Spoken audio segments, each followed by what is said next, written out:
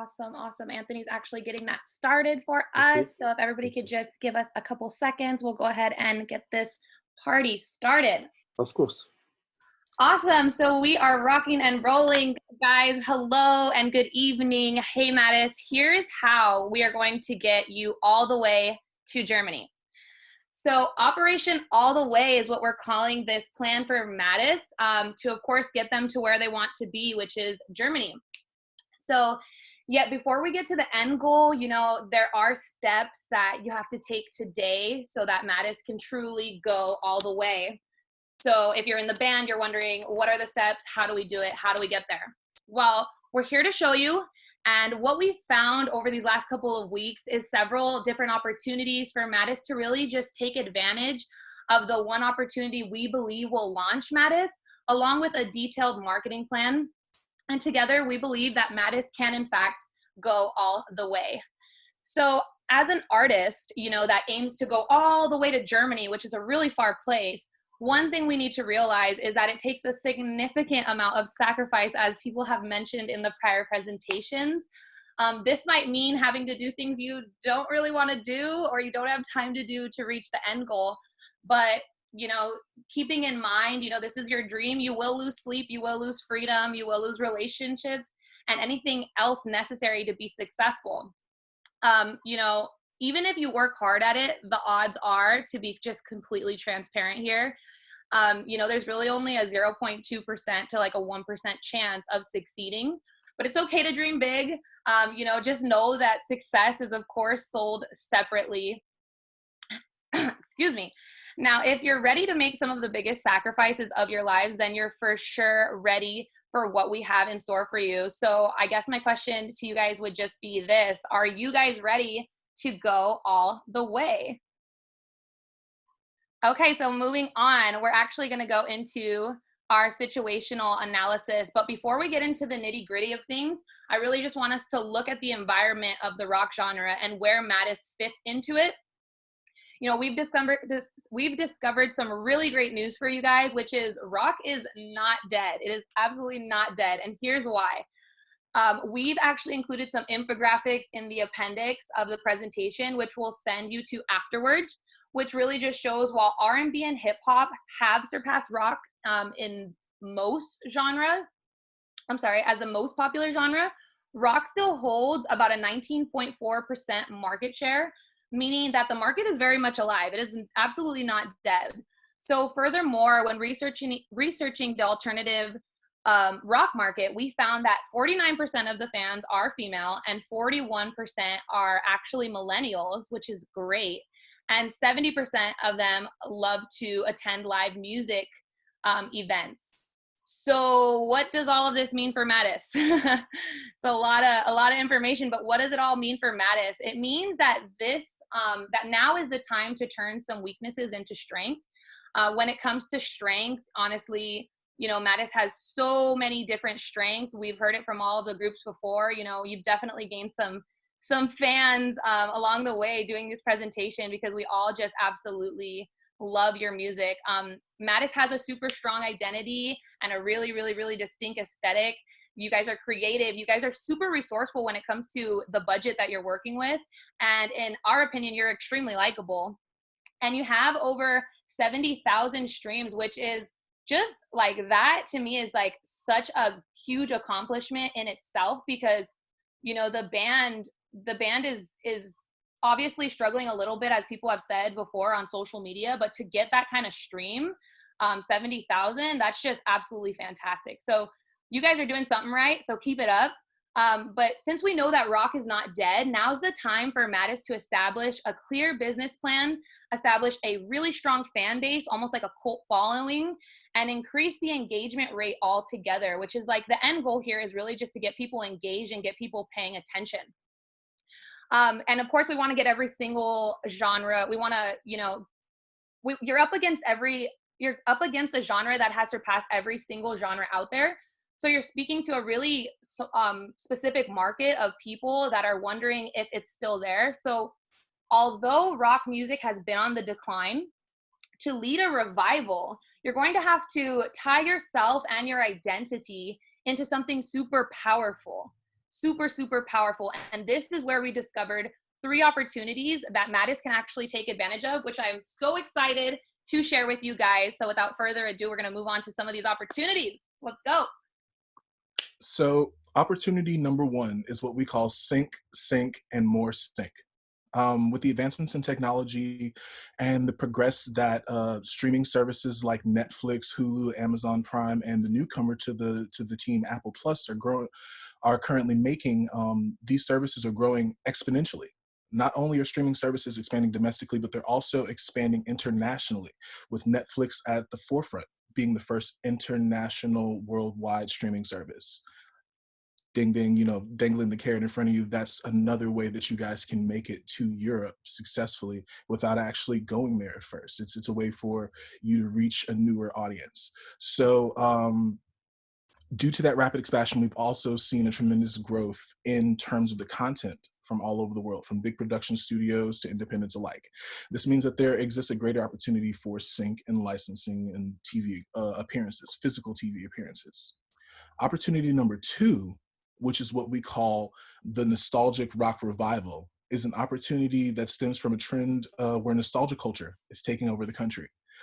Thanks to millennials. Entertainment and media are saturated with ideas and notions of nostalgia, taking me back to the 70s, to the 80s, sometimes the 20s, depending on if you're going to somebody's Great Gatsby party. But we're experiencing a nostalgia for just about every time period, which is great for rock music.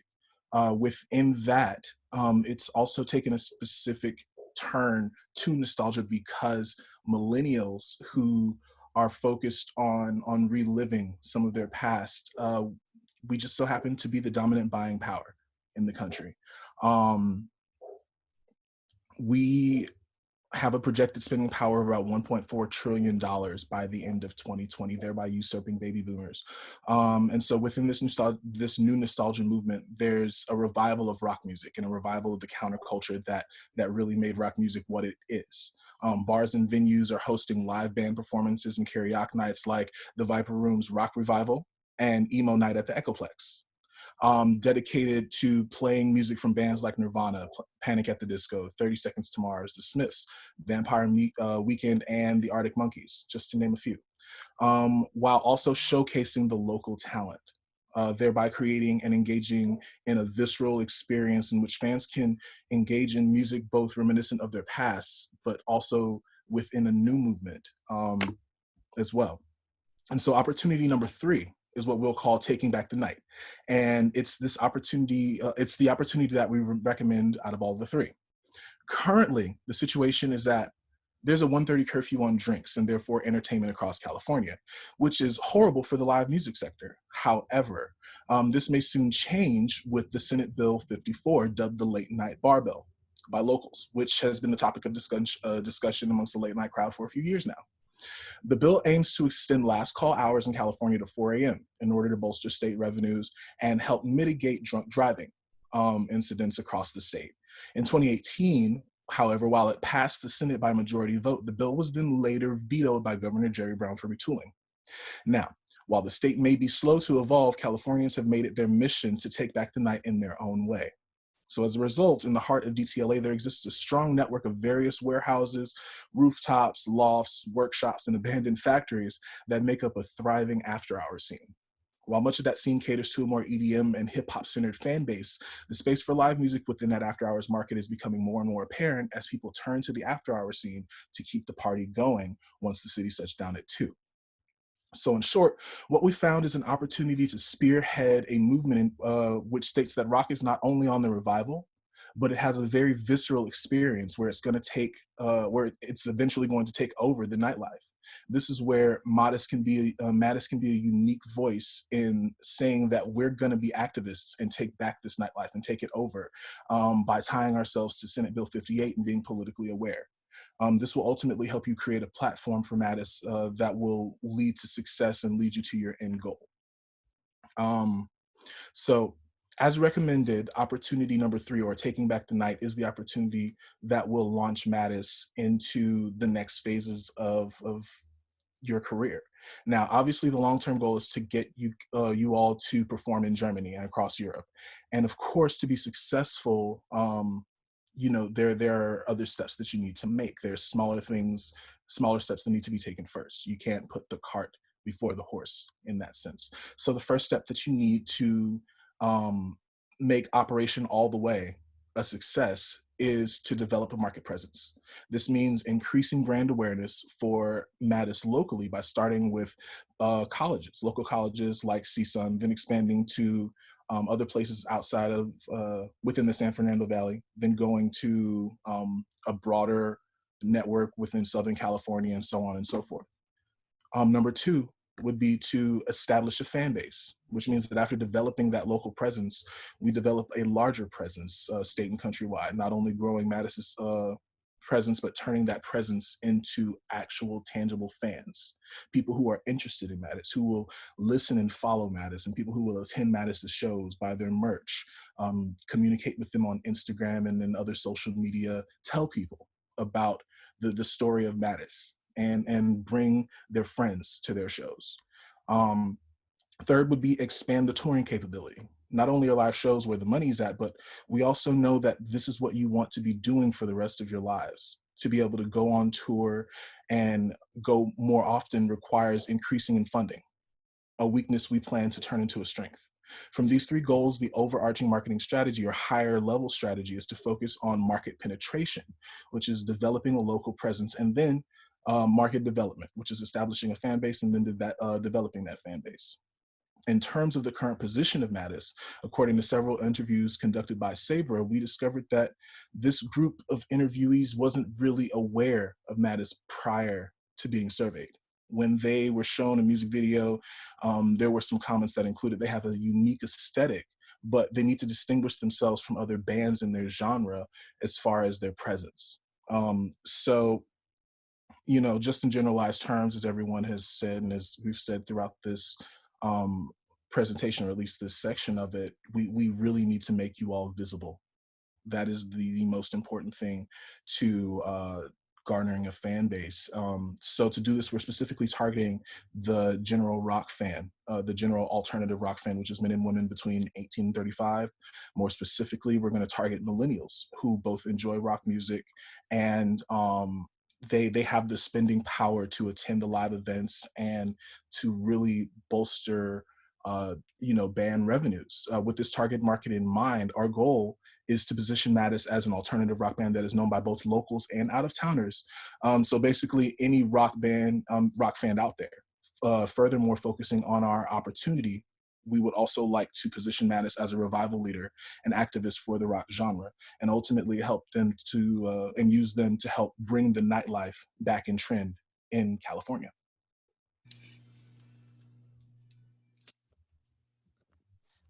Thanks. And all right, can you guys hear me okay? How about you, Winston? Can you're you good. test my sound? I'm good? Okay, yes. good. Yes.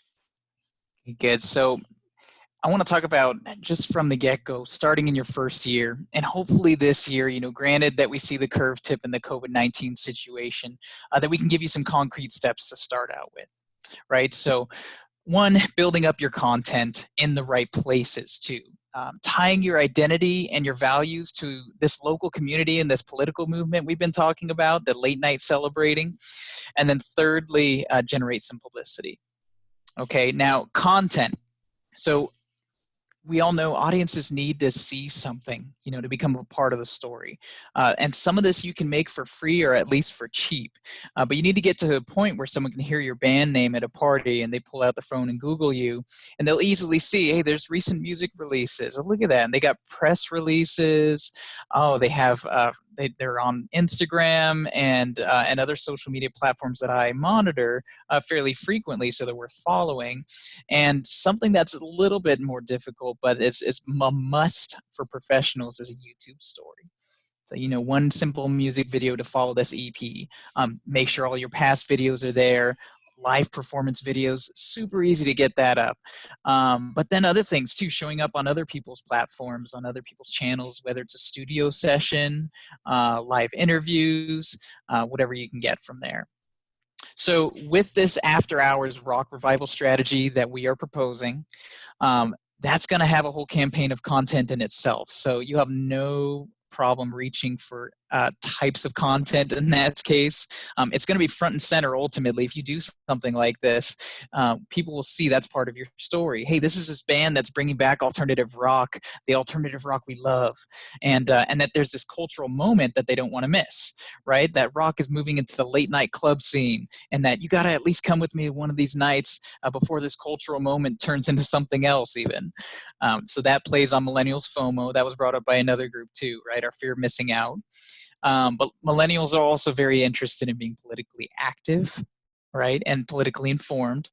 And so ultimately the reaction we're looking for is, you mean I can be politically active just by going to late night parties with live music?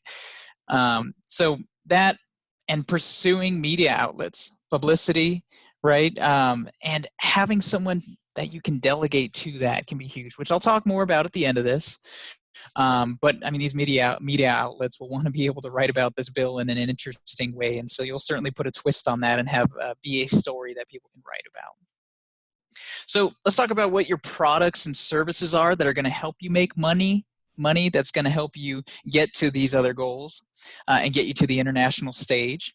So if you take all your products into consideration, you have your recordings, right? You have your videos. Both are content, things that are ultimately relegated to streaming now. That's just the world we live in. So that's at the bottom right there. I'll go from bottom up. That's going to provide, a nominal amount of revenue, but going up to also your copyrights on those recordings and the compositions. Those are some things that we have brought up in our other opportunities. Obviously, you can get big paydays from having something placed in a film, a TV, an online video, or having people cover your songs. So you also have your merchandise above that. And as far as physical music sales, so I wanted to point this out too, because you guys had those cassettes that you made, and there's a picture in this one right here for Find Another Girl. Awesome idea. Totally plays into the rock nostalgia platform that you're trying to go for. And so these are things, I mean, if you've already done it too, you can make them cheap. Ultimately, if you get 50 to 100 units at $1 to $2 per unit, you can sell this EP on a cassette for $8 to $10 reasonably. Okay, you don't need to make it too expensive, but I think that's fairly reasonable to get you a pretty good margin and something you can be able to sell and live off of. So these are things that you'd have at your merch tables as well. And again, these cassette tapes, if you need to still get rid of them, put them on your website, promote them on your social media. People love seeing them. They're pretty. They're nostalgic. People have vivid memories of those. But the rest of your merch too. So T-shirts. I love the lighters idea. You guys had the lighter that came with a bottle opener as well. Totally keep going on that. And then I saw your comment during the other client's presentation. Happy to hear that the Black Magic Stout is coming back, because that was a suggestion we were bringing up. So at the top is live performances. That's what we're going to really harp on now. Okay. This is going to be your moneymaker, your main work and bread and butter. Remember, you're bringing people, in this case, to a special late night political purposed event too. So it's special. It plays in your favor, and it justifies maybe at a little additional cost more than a typical like $15 or $20 cover charge. So even $30 a person is totally justified. These are ways though that you'll make money regularly, and while you also hope and put out feelers for the other things, the brand partnerships, the sync placements on film and TV. This is something you really want to be working. So now where these supporters are going to come from. What we call this is the choice between a push or a pull strategy, right? Do you have this pool of people that you need to just try and segment out some folks and push to them in a more drastic way? That small slice of your current audience, or do we really need to pull in more people into your audience? And it's really the latter. Okay, you guys have under 1,000 followers on Spotify, Spotify monthly listeners, but also on Instagram and YouTube. And those platforms I'm going to probably harp on the most, that we want to get that to 5,000 and 10,000 pretty fast, especially when starting this movement that shouldn't be hard. And quality is more important than quantity, of course, as far as follower count. But I'd say 5 to 10,000 is a good minimum, just to show that you have casual listeners and you have your real fans, but then you also get a good chunk of super fans. But you'll want to also maintain an email subscriber list on top of that. I want to throw that in as well. You want to invite people to that, because what we're talking about is if you start doing these late night events before it's even legal in some events or places, maybe something that people will want to be, you want to be exclusive in who you let know the details of that. And so email list becomes a part of this as well. So it's a pull strategy, right? Because you haven't yet gained even a local following of the people around you, the campuses that you're plugged into. One of you went to USC. I think one of you is plugged in here at CSUN, or at least now you are because you know VOVE. But you're in Los Angeles of all places. So with band members from these two major colleges. So you got to think of the grunge era in the 90s, right? And Seattle. They had a local community with a deep-seated identity. This was the sub-pop time, right? And that supported and celebrated these bands all the way to the top. If you don't serve the people around you, ultimately you're going to have an uphill battle. You've probably heard that enough times today. So starting this grassroots movement, that's what's going to create enough buzz to attract especially international followers and in the EU and other markets. Okay, so how do you promote to this audience? So as far as social media, the free way, let me stay on this one. Some of the hashtags too that you may want to use, we've identified, SB58, After Hours, Rock Isn't Dead, and the others. For YouTube, you need to use good SEO practices. You need to use keywords that target people looking for a rocket revival, and people that are even just trying to learn about the California bill, and in a way that's interesting. But you also need to get into what we put at the top, which is paid social media campaigns. Okay, that they let you target certain types of users and listeners, and you can get thousands of impressions. That means eyeballs that see your promo video that you put in an ad for pretty low cost comparably. Okay, so that's the least you could do, put money into that as you're putting money into your content. Advice I received from Professor Whitmore during the recording class is the amount of money that you put into recording your record, put that same amount into pushing out your content with marketing. Otherwise, you spent money on something that no one's going to see, right? Okay, so where to promote to this audience to get the most out of your efforts, right? So in addition to all the social media hashtags, you're going to do in-person engagement, right? Because you're going to be having events. This is engagement with your tribe, and you want to start with the campuses. You need to do some direct marketing on campuses, right? The basic flyering and postering, but doing campus concerts or performances, and then also partnering with other organizations. You got VOVE, first of all, to start with, right? But we've listed some college radio stations here that are key players. And then if you can score partnerships with breweries or liquor companies, it can make for a really nice payday, right? So we've aligned many of these steps that I've just talked about in years 1 and 2 here. You can see 2020, heaven forbid that we don't see a curve in coronavirus that pushes this even further, but 2020, and then you got 2021. So year 3 is being that one where you get ready for the EU Germany tour, essentially. Okay, so going back to content, at the top of 2020, right, your primary content is recordings, and you have an EP release planned for the 31st, so that's good. That's first. Okay, but then we recommend releasing a single that represents this after hours nightlife movement, and to do it sooner than later, sooner in the live performance strategy, because that song becomes an anthem for this revival really fast. You can reference it in your informational posts regarding the movement.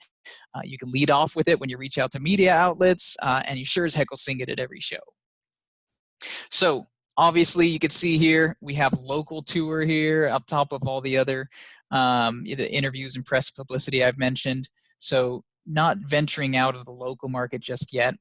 And I do want to mention also, it's advised for a lot of the things that we're recommending in this marketing plan that you do have a manager, someone who knows what they're doing with the genre, and then maybe even someone who knows the international market, because they're going to be starting you on that course. right? This is someone that can do logistics for touring, someone that can partner with these other companies. They deal with clubs and the press. They help you manage things like an email subscriber list and newsletter. So extremely helpful. And then when you get into year 2, you're basically just continuing those efforts, but then moving on to next goal, which is a statewide tour.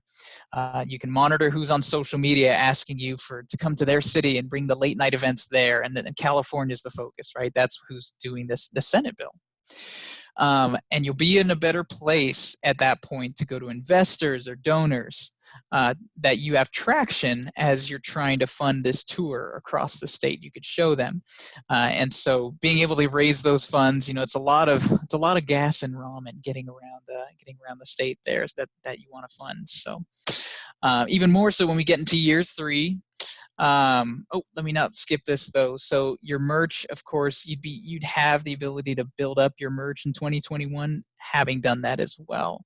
And you're already looking at the Black Magic Stout Rebirth, which is excellent. So year 3, we see it as a good time to do a couple things. So a good time to record an LP, or at least, people do singles deals now, right? So at least 6 singles in succession. And this will culminate to a national and an EU after hours tour, right? You have new releases, new content that you're shopping around essentially. And then that would come with another cassette release, so you're able to sell off of that. But by this time you've made some money, you've put some away, hopefully. You'll be in a place where you've proved yourself on the road and you can draw crowds. And hold on, folks, okay, good. I want to make sure. Technical. Okay, so you'll be in a place where you've proved yourself more. And I'll mention you may still need to pursue generous donors, investors, or do some crowdfunding to do this, but that's why we recommend a national tour first and then plan the EU Germany leg shortly after. That's going to help you to get there. Reaching more US markets, that's going to raise the awareness. That's going to make enough money to help fund the EU, essentially. Okay, but as unpunk rock as this may sound, we need to talk realistic about what things cost. That's why we've laid it out this way. Just to give cursory projections, you'll see why we're recommending you sell products, charge more than cost for concerts, get funders, pursue brand partnerships. We're talking between $5,000 to $10,000 for an LP, conservatively, right? Or 6 singles. And that's not including the online advertising to put it out. The statewide tour for just the band to travel with the manager for maybe 2 to 3 weeks, you could get it down to $10,000 on the low end, even if you get some people to host you. But the nice thing is if you average $2,000 net per show, you could see down there, merch and door sales, you could be looking at $20,000. Again, conservative. I'll leave you to even outperform that. The national tour, if you take it road trip style for 4 to 6 weeks and you route to major cities on a nice, efficient routing from west to east coast even, you could be looking at spending $20,000 to $30,000 realistically. Easily. But again, if you average maybe 3,000 to 5,000 net profit per show, and that's for, let's say you do 20 shows, that could be 60 to 100,000 on a national tour. So to give you a little bit of projection of what you'd be able to raise doing this and why this is your main, this could be your main bread and butter, right? Again, it's all conservative estimates. I hope you get amazing revenues and concert attendance. Not to mention, Dugan, I know you know how to be resourceful. You know how to make it on a shoestring budget. You guys made that music video out of several free images and videos, and we're able to pull something amazing off on a shoestring budget. So you guys know how to hustle and make it happen.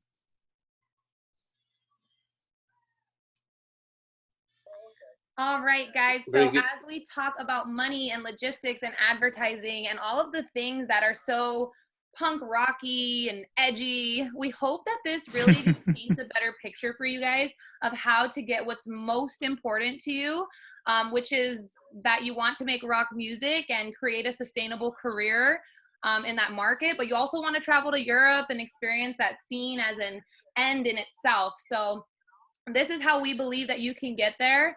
the first step of the operation all the way, you really need to just engage with your local community, tie yourself to a movement, and secure an identity so that you can create a cult following, and you make the ask for people to give you the money easier so that they want to invest back into the business. And, of course, they're going to want to give you the money for what you're offering here. You guys have so much talent.